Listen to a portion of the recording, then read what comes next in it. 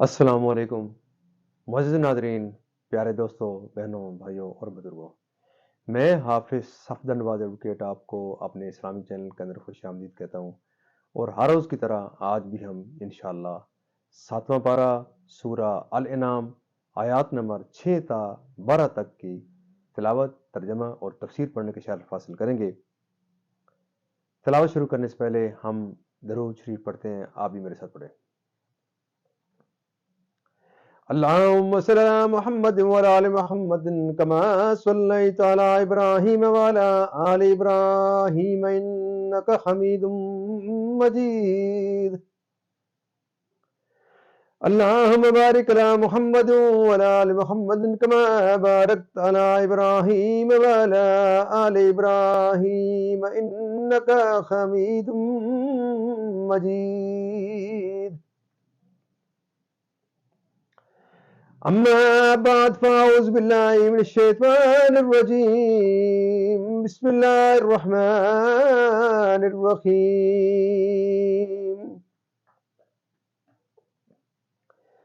ولو نزلنا عليك كتابا في قرطاس فلمسوه بأيديهم لقال الذين كفروا إن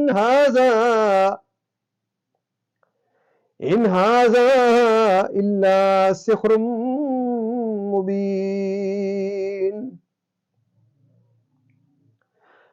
وقالوا لولا أنزل عليه ملك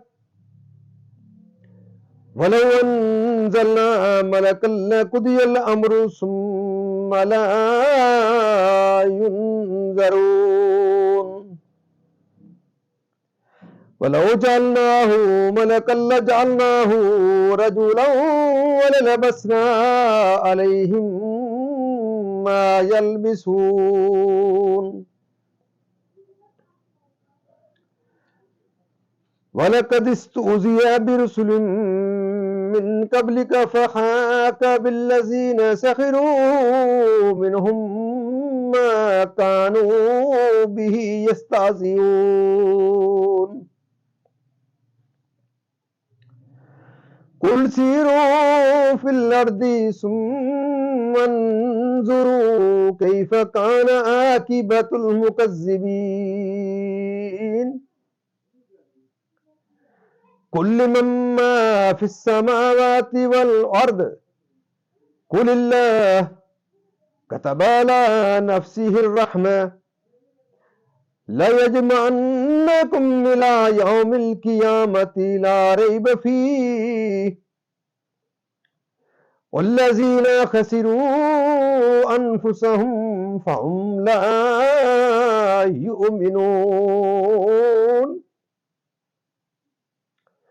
وله ما سكن في الليل والنهار وهو السميع العليم. صدق اللہ العظیم. ترجمہ: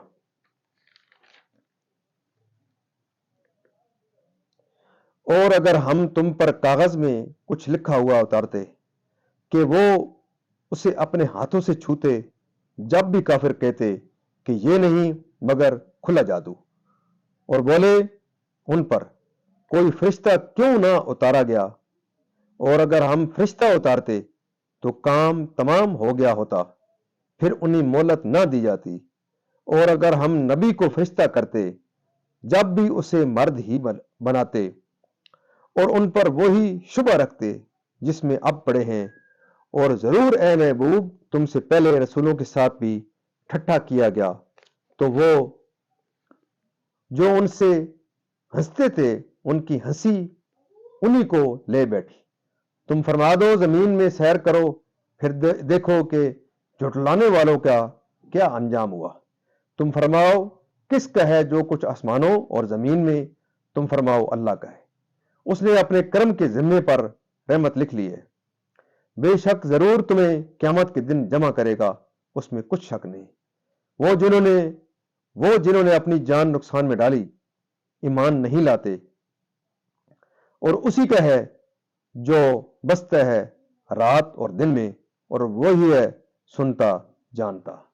یہاں تک اس کا ترجمہ اختتام پذیر ہوتا ہے. اب تسلسل سے اس کی تفسیر. شان نزول. یہ آیت نضر بن حارث اور عبداللہ بن امیہ اور نوفل بن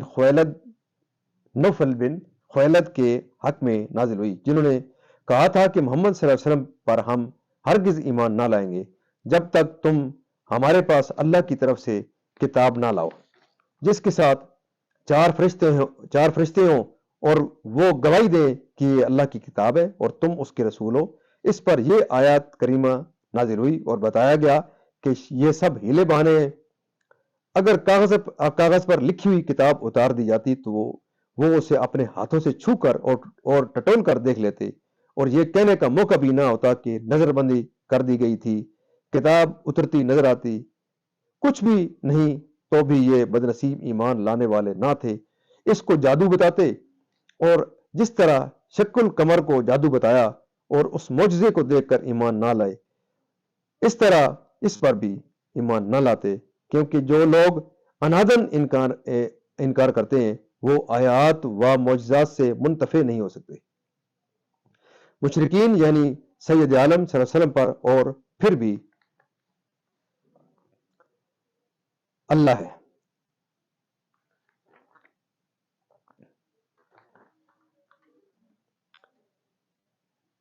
پھر بھی یہ ایمان نہ لاتے، یعنی عذاب واجب ہو جاتا. اور یہ سنت الہیہ ہے کہ جب کفار کوئی نشانی طلب کریں اور اس کے بعد بھی ایمان نہ لائیں تو عذاب واجب ہو جاتا ہے اور وہ ہلاک کر دیے جاتے. ایک لمحے کی بھی اور عذاب مؤخر نہ کیا جاتا. تو فرشتے کا اتارنا جس کو وہ طلب کرتے ہیں انہیں کیا نافع ہوتا. یہ ان کفار کا جواب ہے جو نبی علیہ السلام کو کہا کرتے تھے یہ ہماری طرح بشر ہیں اور اسی خبت میں وہ ایمان سے محروم رہتے تھے. انہی انسانوں میں سے رسول مبعوث فرمانے کی حکمت بتائی گئی ہے کہ ان کے منتفع ہونے اور تعلیم نبی سے فیض اٹھانے کی یہی صورت ہے کہ نبی صورت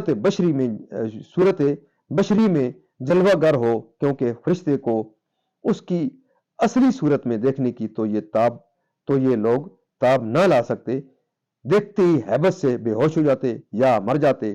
اس لیے اگر بالفرض رسول فرشتہ ہی بنایا جاتا اور صورت انسانی ہی میں بھیجتے تاکہ یہ لوگ اس کو دیکھ سکیں اور اس کا کلام سن سکیں، اس سے دین کے احکام معلوم کر سکیں، لیکن اگر فرشتہ صورت بشری میں آتا تو انہیں پھر وہی کہنے کا موقع رہتا کہ یہ بشر ہے، تو فرشتے کو نبی بنانے کا کیا فائدہ ہوتا.